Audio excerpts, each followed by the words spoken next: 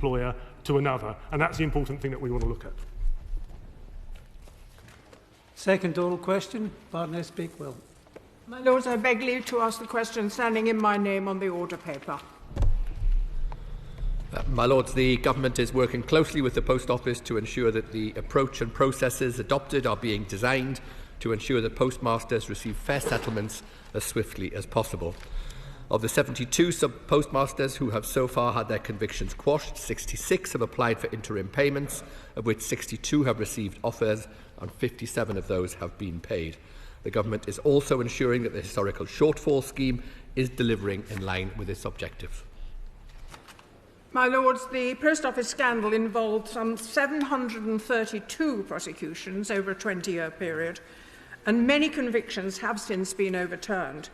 So can the Minister say how many claims have now been settled and how many remain outstanding, and what will be the total cost? Well, I gave her the figures of those that have had their convictions so far overturned. Interim payments have already been made to many of them of £100,000 each. The rest of them we are attempting to negotiate with, but payments will be made as quickly as possible. It will then go to the dispute resolution process, which we think will be quicker than any ongoing further court action to negotiate appropriate settlements with those sub-postmasters who were wrongly convicted. My Lords, what matters will be covered by the compensation announced last month for those sub-postmasters who've had their convictions overturned? Financial loss, obviously, but will it include loss of reputation? Will it include pain and suffering? Will it include consequential loss?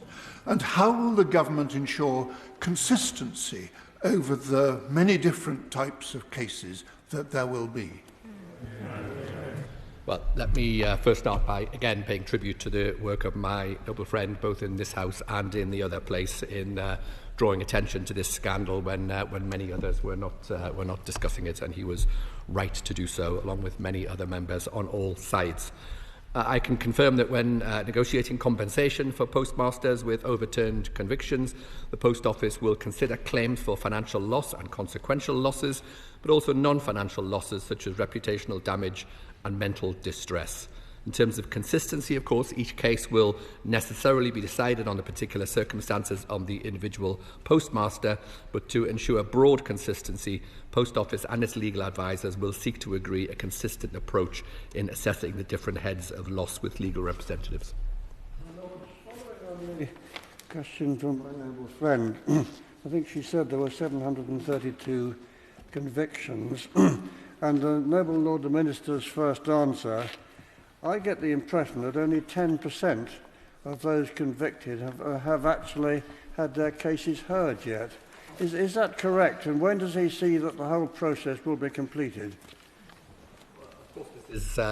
Noble Lord makes a good point, but this is in the hands of the court, and 72 have so far had their convictions overturned. And of course, as soon as the others have had their convictions overturned, then we will proceed with offering compensation to them as well. The postmasters and postmisters were treated shockingly by the Post Office. Could the noble Lord the Minister tell us, has anyone been reprimanded, been sacked, been taken money off in terms of the Post Office seniority? Has anyone happened to anyone? Has anyone in the Post Office taken responsibility for this appalling treatment of men and women? Well, shockingly is almost an understatement of the full extent of the terrible injustices that went on to postmasters over many years, and obviously many different governments, ministers, etc. Most of the senior executives of the Post Office who were responsible for them are not there anymore, but of course the appropriate mechanism to find out exactly who was to blame, who was responsible, is the independent public inquiry, which is with full statutory powers, which is currently considering these matters. This isn't the first time your lordships have had to discuss this, and already this year we have this question again. I'm sure the Minister would agree that for these people to start to live the rest of their lives, they need to draw a line and be able to move on. And this process is dragging on. So does the Minister agree with me that by setting a target, a political target that the Minister can set with his department and with the lawyers and with the Post Office, we could get this done? And could the Minister undertake to do that and make sure that this is done in the first half of this year and that line can be drawn? Well, I can speak for my colleague Paul Scully, the Minister for Postal Affairs, and that we want to see this settled as quickly as possible to, as you say, to draw a line under it for the benefits of those people who were so badly affected. But of course, we're in the hands of the courts initially for the convictions to be overturned. But as soon as they are, if that is the judgment that the courts come to, then we will want to see why we are using the ADR process to try and get compensation offers to these people as quickly as possible. My Lords, I've raised the plight of my friend Rita Threlford on a number of occasions. She is one of the 555 sub-postmasters and mistresses who initiated the group litigation.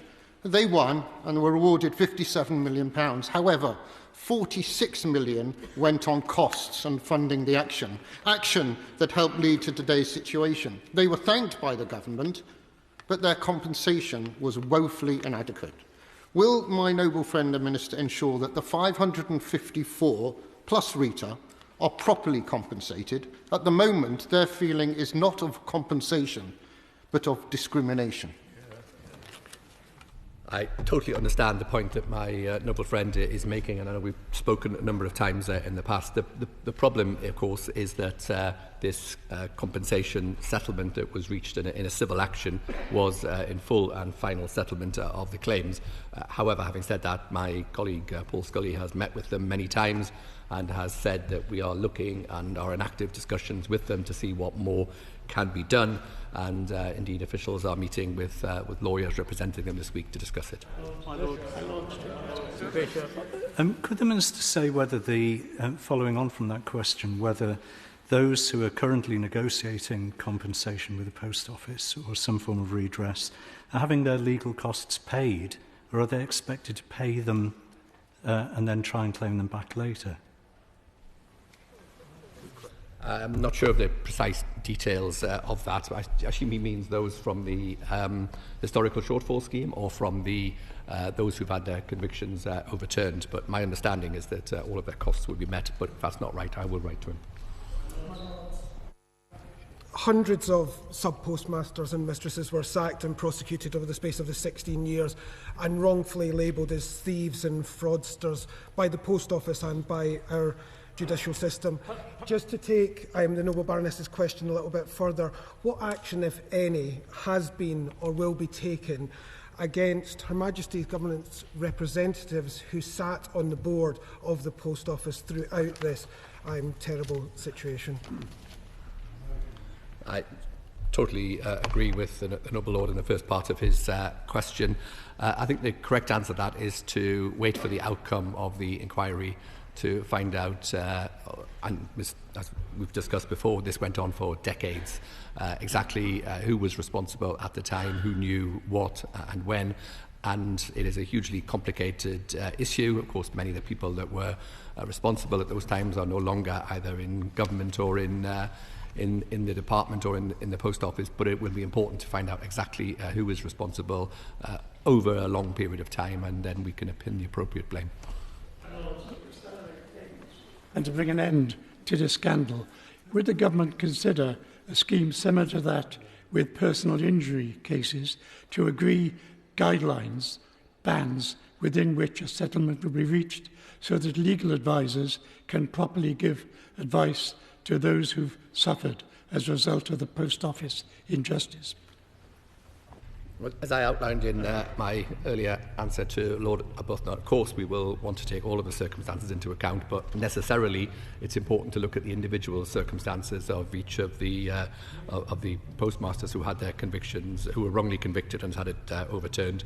But yes, we want to make sure that everybody is appropriately and fairly compensated within the appropriate bands, and we will do that.